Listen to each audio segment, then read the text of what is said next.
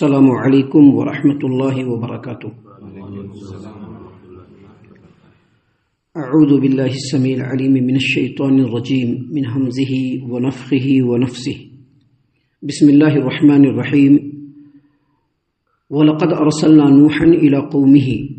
فَلَبِثَ فِيهِمْ أَلْفَ سَنَةٍ إِلَّا 50 عَامًا فَأَخَذَهُمُ الطُّوفَانُ وَهُمْ ظَالِمُونَ فَأَنْجَيْنَاهُ وَأَصْحَابَ السَّفِينَةِ وَجَعَلْنَاهَا آيَةً لِلْعَالَمِينَ۔ اور ہم نے نوح کو اس کی قوم کی طرف بھیجا تو وہ 50 برس کم 1000 سال ان کے درمیان رہے۔ پھر ان لوگوں کو طوفان نے آ گھیرا اور وہ ظالم تھے۔ پھر ہم نے نوح کو اور کشتی والوں کو اس طوفان سے بچا لیا اور اس کو دنیا والوں کے لیے ایک نشانی بنا دیا۔ محترم سامعین کرام، سورۃ العنکبوت سورہ نمبر 29 اور اسی سورت سے آیت نمبر 14، 15 یعنی 14 اور 15، یہ دو آیات ابھی آپ کے سامنے تلاوت کی گئیں بفضل اللہ، بعون اللہ، بتوفیق اللہ۔ آیتوں کا ترجمہ بھی آپ تمام کی خدمت میں پیش کیا گیا۔ سامعین کرام، اس سے پہلے جو آیات اس سورت کریمہ سے ہم نے آپ کے سامنے پیش کیے ہیں، ان آیتوں میں دور نبوی کے رسول اللہ صلی اللہ علیہ وسلم کے جو مخاطب اور آپ کے سامنے جو لوگ تھے جو کفار و مشرکین تھے، ان کا ذکر ہوا۔ اب یہاں سے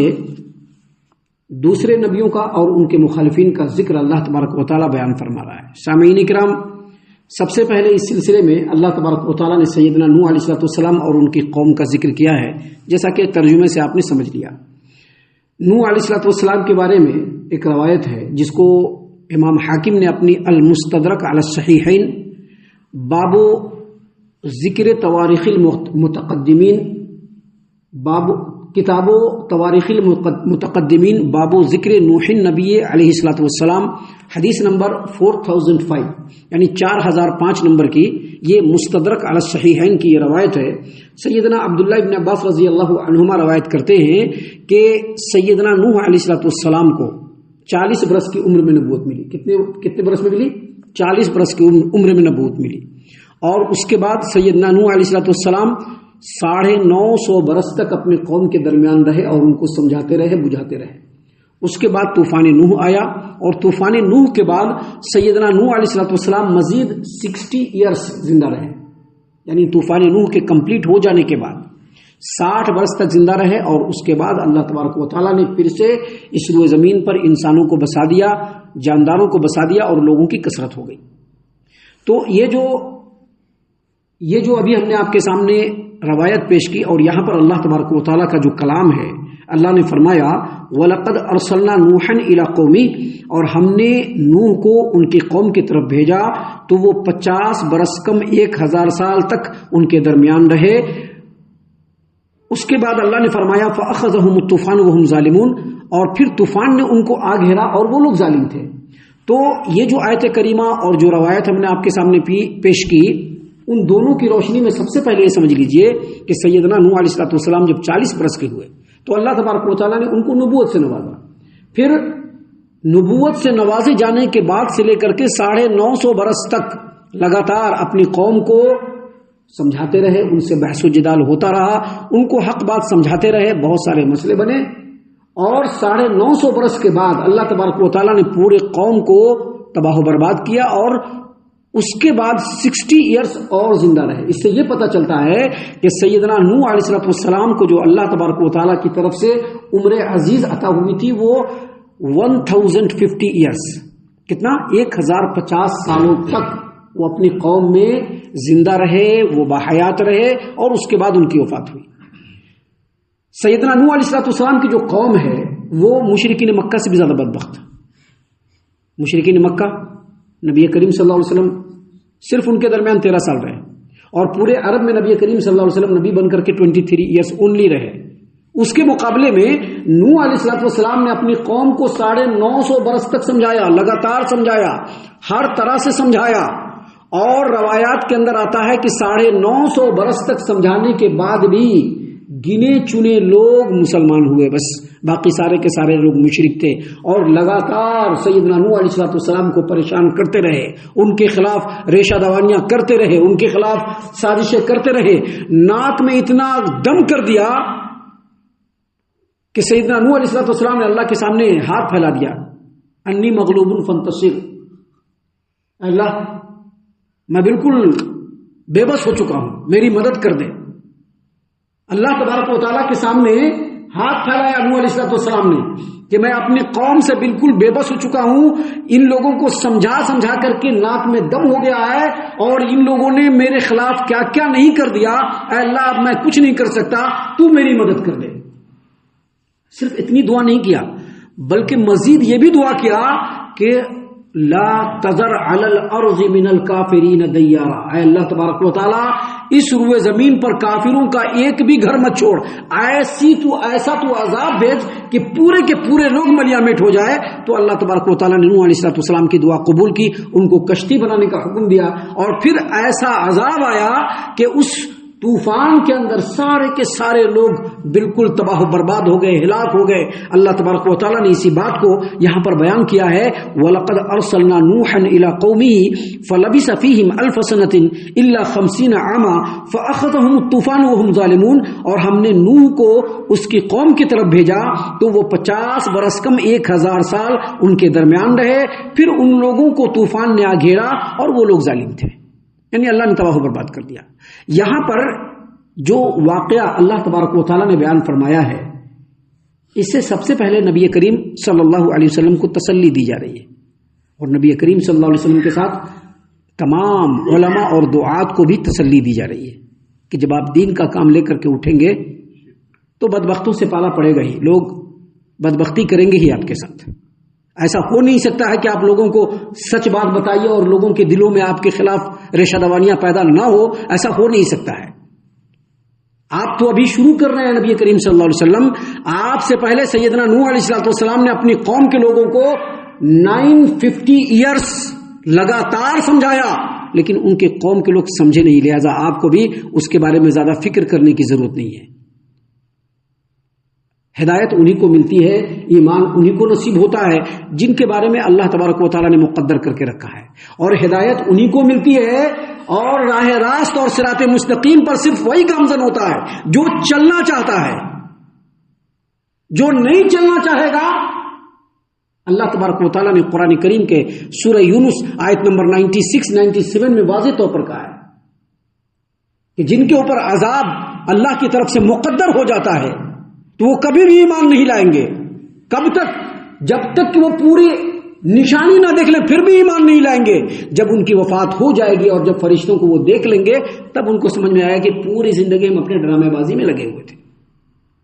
یہی بات اصل میں اللہ تبارک و تعالیٰ ہمارے پیارے نبی محمد عربی صلی اللہ علیہ وسلم کو سمجھا رہا ہے کہ آپ کو پریشان ہونے کی ضرورت نہیں ہے، آپ کا جو کام ہے آپ لوگوں کے درمیان کرتے رہیے، کن کو ایمان لانا ہے کن کو ایمان نہیں لانا ہے یہ ان کے اوپر ڈیپینڈ کرتا ہے، اور اللہ تبارک و تعالیٰ کا یہ کام ہے، آپ کو صرف اپنی بات لوگوں تک پہنچا دینا ہے،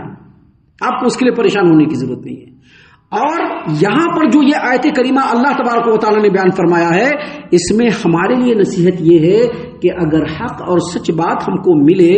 تو پہلی فرصت میں اس کو ایکسپٹ کرنا ہے، ایسے انکار کرنے والے قوموں کی طرح سے نہیں ہونا ہے۔ یہ جو انکار کرنے والی جو قوم ہے جنہوں نے اللہ تبارک و تعالیٰ کے نبی کے زبان سے آنے والی اور سننے والی بات کو انہوں نے رد کیا تو اللہ تبارک و تعالیٰ نے اس کے بدلے میں ان کو ملیا میٹ کر دیا۔ اگر ہم بھی یہی روش اختیار کریں گے تو ہمارا بھی نام و نشان اس روئے زمین سے مٹ سکتا ہے۔ اللہ تبارک و تعالیٰ نے اسی بات کو یہاں پر بیان فرمایا اور کہا وَلَقَدْ أَرْسَلْنَا نُوحًا إِلَىٰ قَوْمِهِ فَلَبِثَ فِيهِمْ أَلْفَ سَنَةٍ إِلَّا 50 عَامًا فَأَخَذَهُمُ الطُّوفَانُ وَهُمْ ظَالِمُونَ، ہم نے نوح کو ان کی قوم کی طرف بھیجا تو وہ 50 برس کم 1000 سال تک اپنی قوم کے درمیان رہے، پھر ان لوگوں کو طوفان نے آ گھیرا اور وہ ظالم تھے، فَأَنجَيْنَاهُ، پھر ہم نے نوح کو بچا لیا، وَأَصْحَابَ السَّفِينَةِ، اور کشتی والوں کو بچا لیا۔ کیا مطلب؟ اس کا مطلب یہ ہوا کہ نبی کے لیے چھٹکارا ہے دنیا میں بھی اور آخرت میں بھی، اور ان کے لیے چھٹکارا ہے جو نبی کی اتباع کرنے والے ہیں۔ یاد رکھیے گا، نبی کی اتباع جو کرنے والے نہیں ہوں گے، اللہ نے قرآن کریم میں ان کے بارے میں کہہ دیا ہے کہ قیامت کے دن وہ اپنے ہاتھ کو چبائیں گے اور کہیں گے کہ یا لیتنی اتخذت مع الرسول سبیلا، اے اللہ تبارک و تعالیٰ بڑی افسوس کی بات ہے کہ دنیا کی زندگی میں ہم نے ان کو دیکھنا شروع کر دیا، ان کو دیکھنا شروع کر دیا، ان کو دیکھنا شروع کر دیا، ہم نے رسول کو نہیں دیکھا، رسول کے طریقے کو اختیار نہیں کیا۔ اس کا یہی مطلب ہے، کیونکہ اصحاب السفینہ جو لوگ تھے، جو لوگ کشتی میں سوار تھے، وہ لوگ تھے جو نوح علیہ السلام کی اتباع کرنے والے تھے، دوسرے لوگ نہیں تھے اس میں۔ لہذا یہاں پر اسی بات کو اللہ بتلانا چاہ رہا ہے کہ نبی کے لیے چھٹکارا ہے، نبی کے لیے نجات ہے، اور نبی کے ساتھ جو لوگ ہوں گے جو ان کی پیروی کرنے والے، ان کی اتباع کرنے والے، دودھ پینے والے مجنو نہیں کہ ہمیں لیلا سے بڑا پیار ہے لیکن جب وقت آیا قربانی دینے کا تو پیچھے ہٹ گئے، ایسے دودھ پینے والے مجنو نہیں، ایسے متبعین جو نبی صلی اللہ علیہ وسلم یا نبی کی بات آتے ہی ان کے بات کے اوپر فوراً لبیک کہتے ہوئے آگے بڑھتے ہیں، ایسے لوگ اصل میں نبی کے متبعین ہوتے ہیں۔ تو اللہ تبارک و تعالیٰ نے اسی بات کو یہاں پر بیان فرمایا، فَأَنْجَيْنَاهُ، ہم نے نوح کو نجات دیا، وَأَصْحَابَ السَّفِينَةِ، اور کشتی والوں کو نجات دیا، وَجَعَلْنَاهَا آیَةً لِلْعَالَمِينَ، اور ہم نے اس کو دنیا والوں کے لیے نشانی بنا دیا۔ مطلب یہاں پر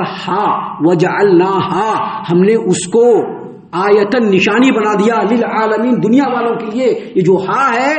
اس کا جو ضمیر ہے یہ کشتی بھی ہو سکتا ہے۔ کیا ہوا تھا کہ جب کشتی جودی پہاڑ پر ٹک گئی، جودی پہاڑ پر جا کر کے کشتی ٹک گیا، لٹک گیا، جا کے وہاں پر اسی پہاڑ پہ چڑھ گیا، چونکہ پانی اس سے بھی اوپر چڑھا تھا، تو جاتے جاتے کشتی جو ہے وہ جودی پہاڑ پر جا کر کے ٹک گیا۔ اب اس کشتی کے ختم ہو جانے کے بعد، نوح علیہ السلام کے گزر جانے کے بعد، قوم در قوم کے گزر جانے کے بعد بھی کشتی وہیں پر دکھ رہی تھی، اور اللہ نے اس کشتی کو نشانی بنا دیا تاکہ جو لوگ بھی آنے جانے والے، وہاں پر رہنے والے، جب اس کشتی کو دیکھے تو ان کو نوح علیہ السلام اور ان کی قوم کا جو انجام ہوا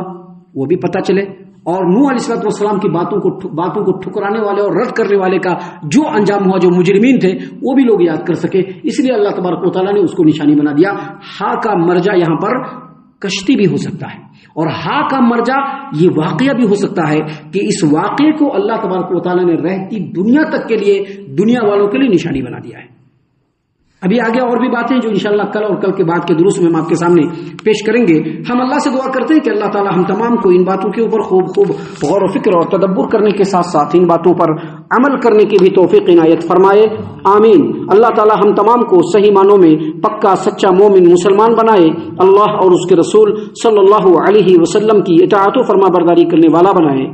صحابہ کرام رضی اللہ عنہم کے طریقے پر چلنے والا بنائے، جنت الفردوس میں جگہ عطا فرمائے۔ اے اللہ ہم تمام کو جہنم سے پناہ دے، اے رب العالمین ہم تمام کو جہنم سے پناہ دے، اے مالک الملک ہم تمام کو جہنم سے پناہ دے، آمین یا رب العالمین۔ وما علینا الا البلاغ المبین۔